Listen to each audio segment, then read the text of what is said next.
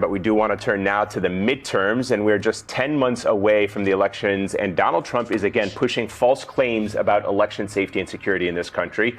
He's now calling on Republicans to nationalize elections. Take a listen. The Republicans should say, we want to take over. We should take over the voting in at least 15 places. The Republicans ought to nationalize the voting. What exactly did you mean when you said that you should nationalize elections? And which 15 states are you talking about? I want to see elections be honest. And if a state can't run an election, I think the people behind me should do something about it. All right, so you heard him there in his own words. And guess what? Just days later, Trump tried to play semantics with his statements, telling NBC News that he didn't really say what we heard him say in that clip that we just played for you. Take a listen to what he said. I didn't say national. I said there are some areas in our country that are extremely corrupt. They have very corrupt elections. Take a look at Detroit. Take a look at Philadelphia. Take a look at Atlanta. There are some areas that are unbelievably corrupt.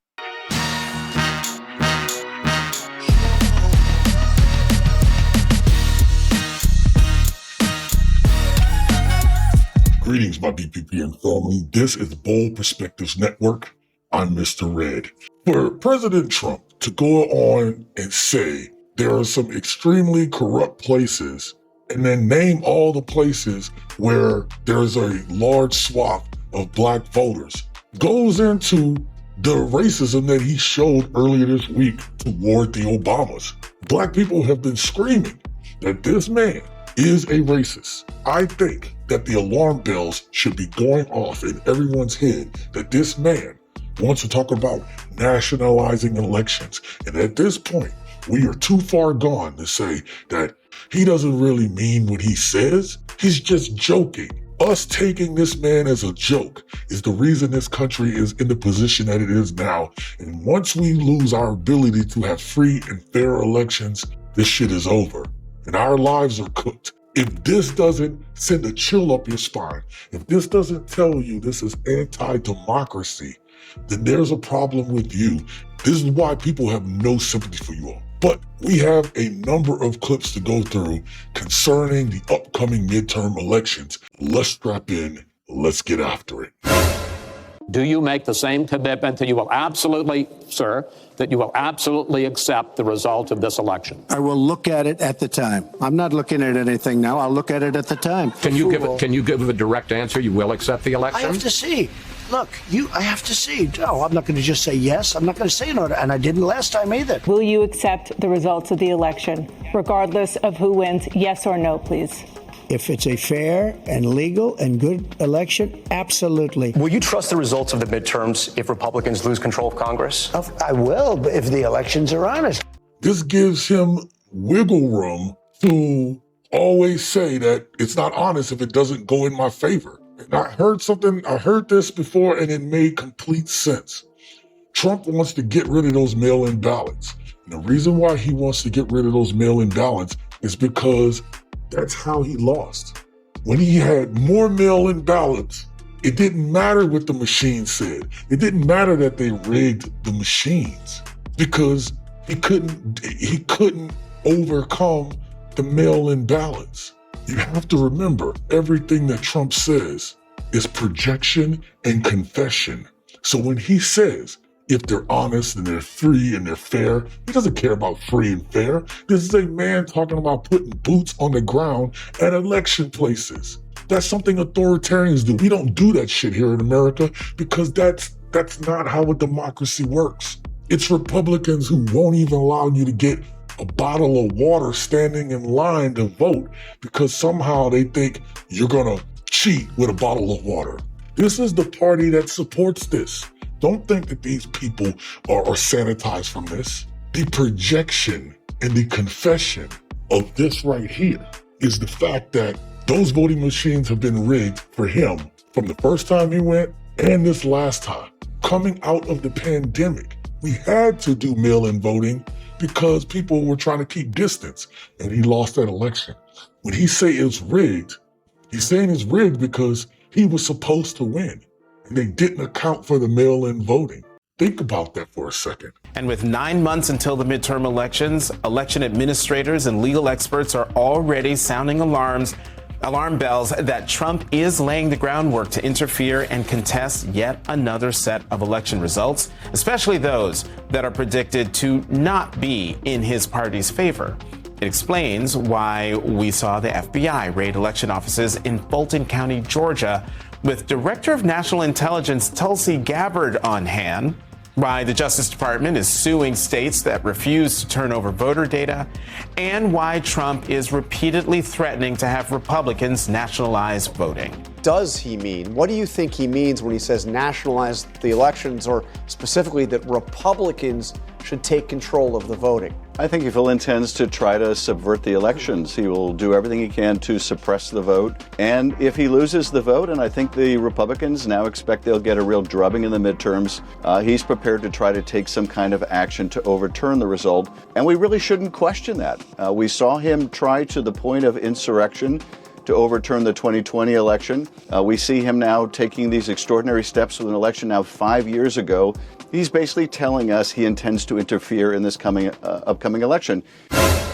So we have to prepare for the worst. We have to prepare in every way we can. And frankly, the best preparation we have is not the Congress, because Republican senators, for the most part, are not going to stand up to him. The courts are useful at the lower levels, but at the Supreme Court, they have left him unrestrained. The best protection we have is to mobilize the largest voter turnout in U.S. history, to so overwhelm the vote and get the kind of margins we saw in Texas in that special election, so that there's no way they can cheat. The only way to really counteract what Trump is doing is that we have to have people vote who have never voted before, so that the margins are so large that he can't cheat. It'll be obvious. But I believe that if we just went all straight voting machines, I believe we're going to have the same result. Somehow, Trump will have pulled out of his ass something that no other president has done. He's already done that with winning all 7 swing states. That's never been done before. He wasn't that popular. I just want y'all to realize something. He wasn't that popular. And now the voting machines, the same voting machines, right? He's trying to get buddy with Elon again so they could just flick a switch and then the tally goes in his favor. This is why he's against mail-in ballots. I want to turn to a big debate about elections. The president said this week or this past week, that he wanted to nationalize elections at the White House and on Capitol Hill. They say that what they mean legislatively is pushing what they call the SAVE Act, which would mandate Americans show proof of citizenship, like a birth certificate, and also potentially more information about their registration to vote. Now, I understand you don't support things like a passport, for example, but requiring basic ID in order to vote is really popular. A Pew poll from a few months ago showed 83% of Americans, including 71% of your fellow Democrats, support requiring an ID to vote. Why are they wrong? I haven't said that they're wrong.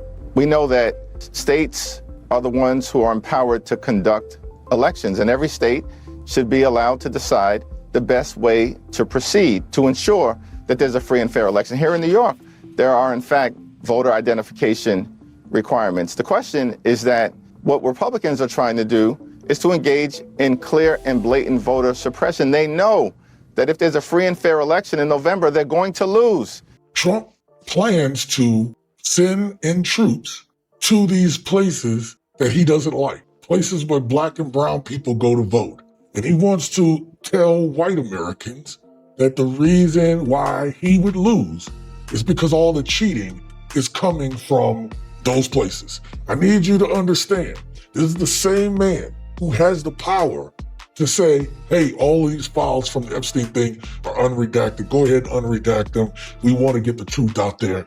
Why would a man who wants to hide the nasty, disgusting shit that he's done also want to have a fair election in which, if Democrats get into power, is they're going to start doing hearings.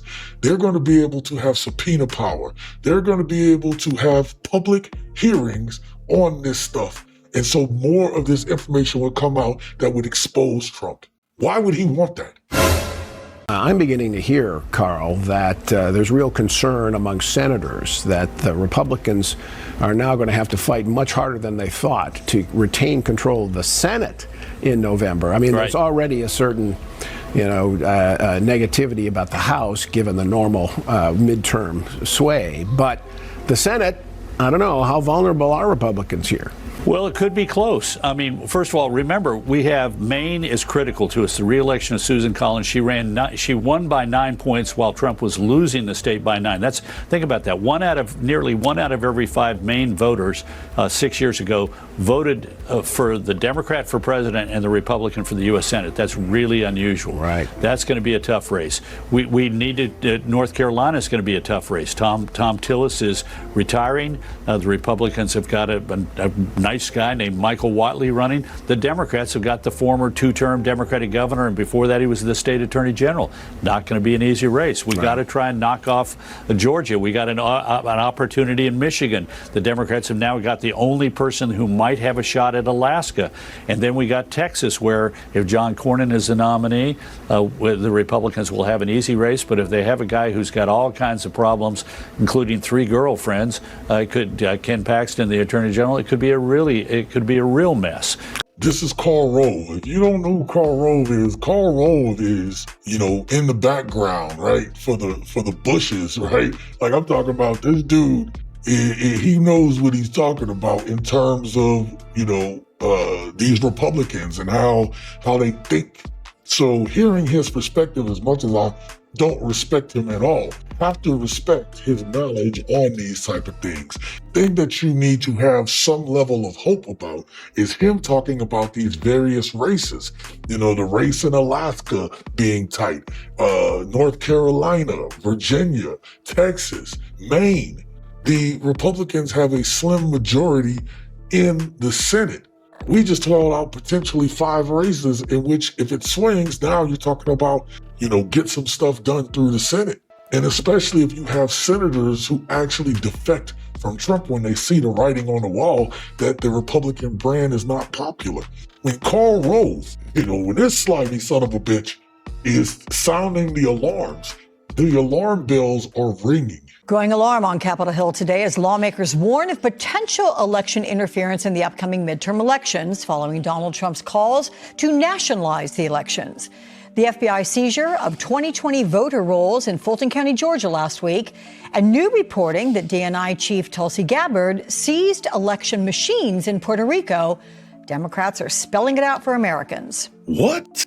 Unfortunately, it appears there may be a coordinated effort to try to interfere in the 26 midterms. They may even start to interfere prior to in the primaries, or in a state like mine where we may have a statewide referendum on redistricting. A year ago, I didn't believe this was possible.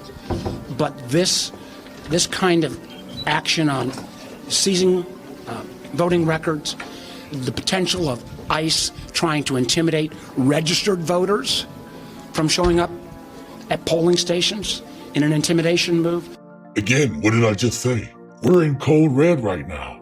I didn't even know about the Puerto Rico machines. So when you have people come up and say, well, Donald Trump, he's gonna fix America, he's gonna fix Washington. It's a lie. It's always been a lie. My BPPN family, I can't stress enough to you how you voting is so important. Even if it doesn't work, vote. Because our people before us got hoses put on them, dog sicked on them. They went through all kind of humiliation, the bodies and the blood that was spilled for you to have the opportunity to vote. This is what our people believed in. They believed in it for us to at least feel like we're somewhat a part of the democratic process. But this isn't just about black people anymore. This is about all of us being in a system where a man can cheat so blatantly, be corrupt to a level that we have never seen in American history, openly from our politicians, because there's more corruption than this. This is why it's important that we vote in people, not because they look a certain way, right? Not because they're pretty looking or handsome. We need to vote them in because they are fighting for us because they're one of us. We need to vote more people who are intelligent, serious, and sober-minded. Stay vigilant. Stay engaged. Stay revolutionary.